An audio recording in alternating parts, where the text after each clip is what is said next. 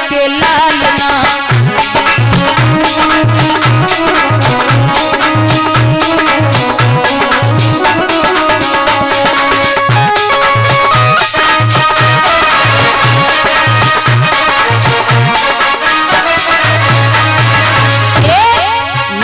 अनसुईया ने डाल दियो पालना, तीनों देव झूल रहे बन करके लालना।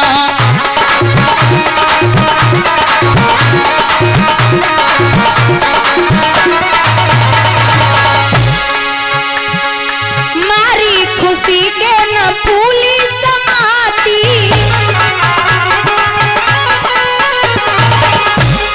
गोदी में लेके उन्हें झूला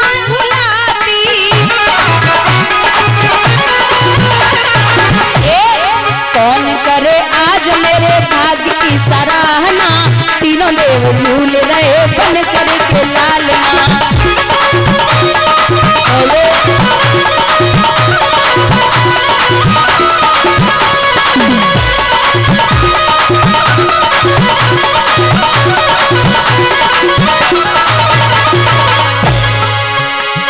बाबा नारद को पता चला कि पालने में पड़े हैं। वो बीड़ा बजाते हुए नारद जी आए,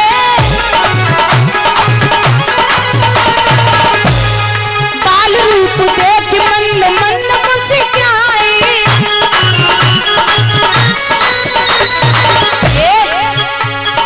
ऐसे फंसे जाल में अब पूछे कोई हाल ना, तीनों देव झूल रहे बन करके लालना।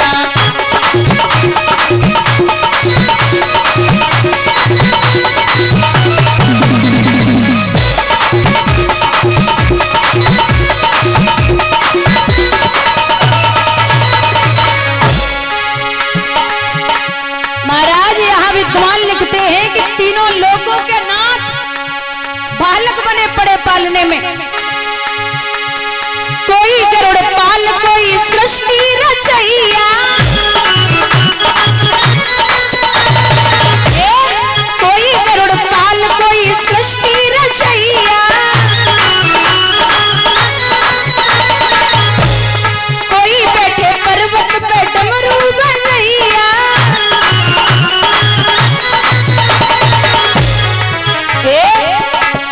सती जी के सामने अब नष्ट हुई कामना, तीनों देव झूल रहे बन करके लालना।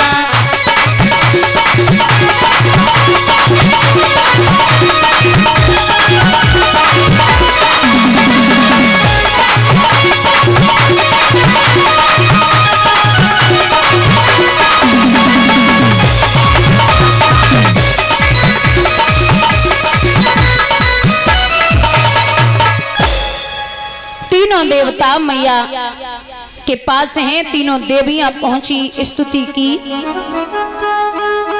माफ करना, आपकी परीक्षा लेनी भारी पड़ गई। तीनों देव साक्षात प्रकट हुए तो मैया ने कहा अभी हमारा पेट नहीं भरा आपको खिला के। तो भगवान बोले कि हमारा पेट कहाँ भर गया, मेरा तो ऐसा मन कर रहा है कि आप हमें खिलाती रहें। तो इनके ही अंश से, ब्रह्मा जी के अंश से हुए हैं चंद्रमा, और महाराज भगवान के अंश से हुए दत्तात्रेय जो छठवां अवतार है प्रभु का, और शिव जी के अंश से हुए हैं दुर्वासा ऋषि। बोलिए गोविंद भगवान की। छठवां अवतार ऐसे हुआ। सातवां अवतार स्वयं में मनु, सची के द्वारा मनु हुए, ये भगवान के अंश हैं।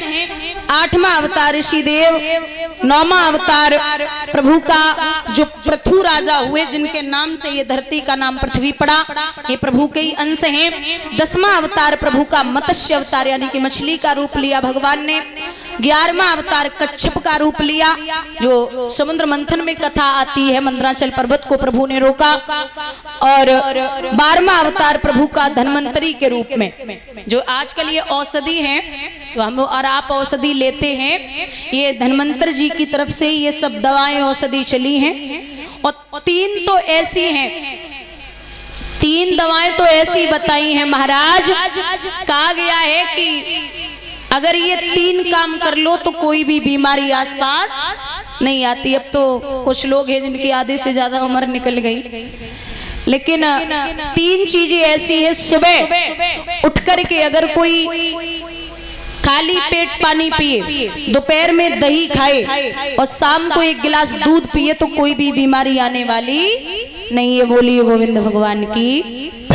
12वां अवतार भगवान का धन्वंतरी जी का, 13वां अवतार भगवान ने मोहिनी रूप लिया, जिसमें देवताओं को और दैत्यों को अमृत पिलाया है। 14वां अवतार प्रभु का नरसिंह का, 15वां अवतार भगवान का बावन भगवान, 16वां अवतार परशुराम जी, 17वां अवतार वेदव्यास जी, 18वां अवतार प्रभु का है जो हमारे प्रभु त्रेता युग में राम जी के रूप में आए, 19वां अवतार बलराम जी के रूप में, 20वां अवतार कृष्ण जी के रूप में, 21वां अवतार भगवान का भगवान बुद्ध के रूप में, और 22वां अवतार अभी होने को है जो संबलपुर गांव में विष्णु यश ब्राह्मण के यहाँ भगवान कल्की के रूप में अवतार लेंगे। इस प्रकार से प्रभु के 24 अवतार हुए। बोलिए कन्हैया लाल की।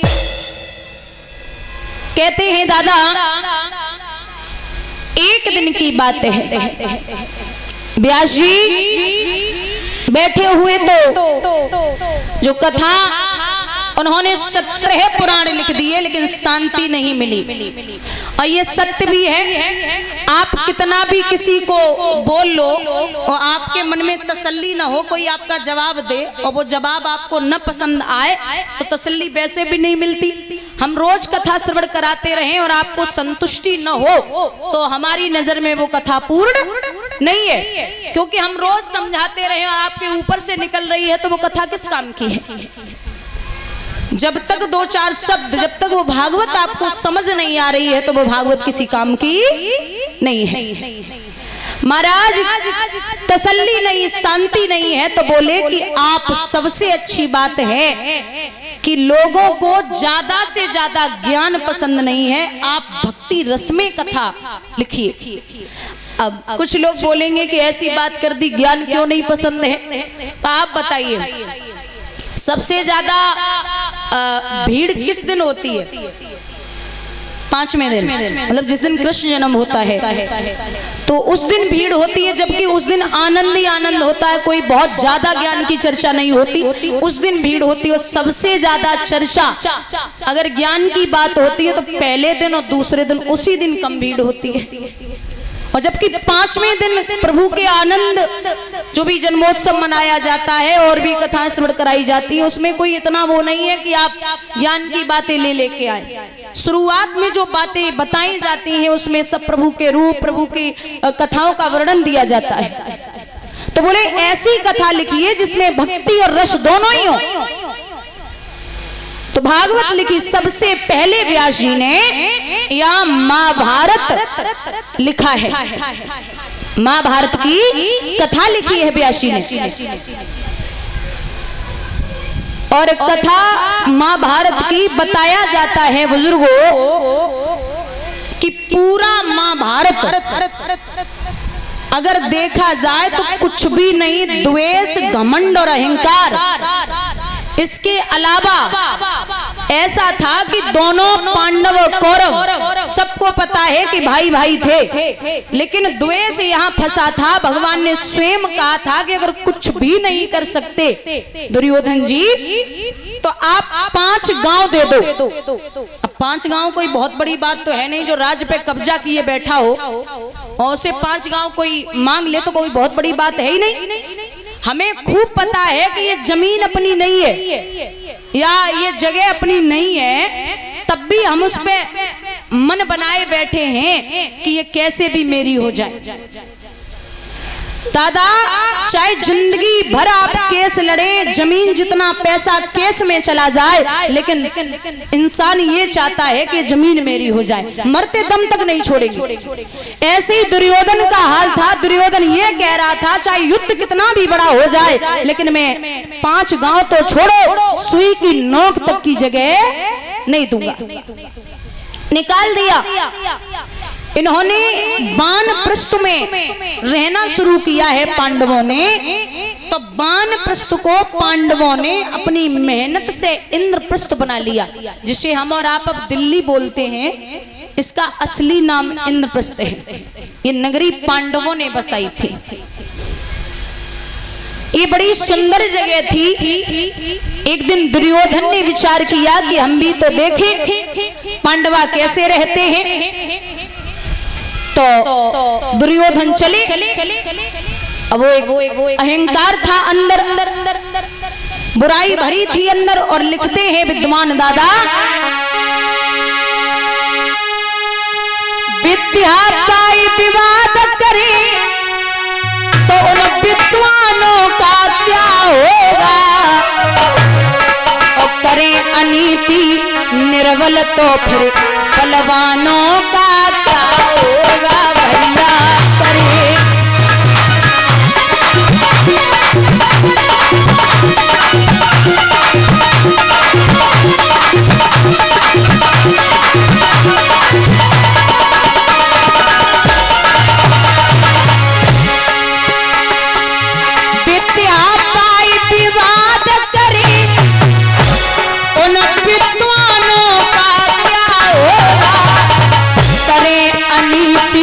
निर्बल तो फिर बलवानों का क्या होगा। भैया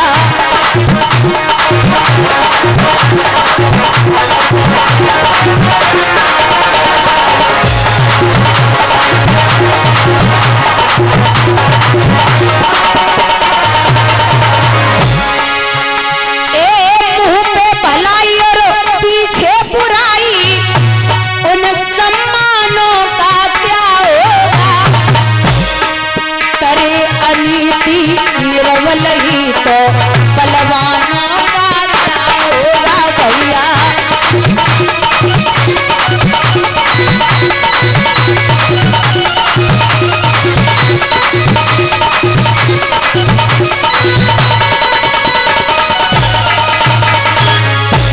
ध्यान से सुनना दादा, दबे हुए जज के आगे सच्चे बयानों का क्या होगा, दबे हुए जज के आगे सच्चे बयानों का क्या होगा, रिश्वत लेंगे आईजी चौकी थानों का क्या होगा। भैया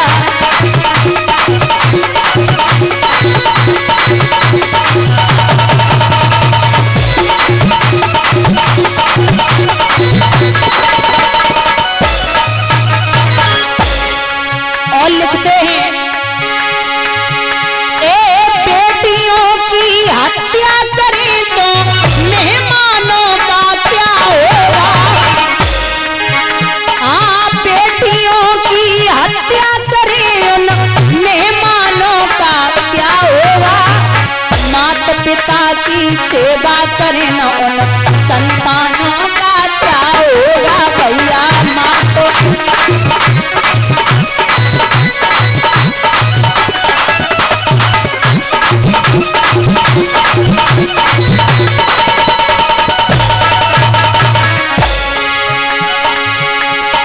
जान करी दगा करे तो उन अनजानों का क्या होगा, मुंह पे भलाई और पीछे बुराई उन सम्मानों का क्या होगा। भैया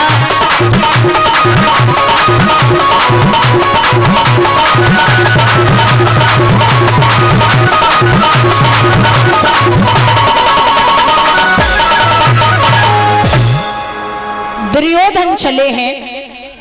जाए के जब पहुंचे तो वहां कोई नहीं है। मैया द्रौपदी स्नान ध्यान करके अटे पर खड़ी। जमीन इतनी अच्छी है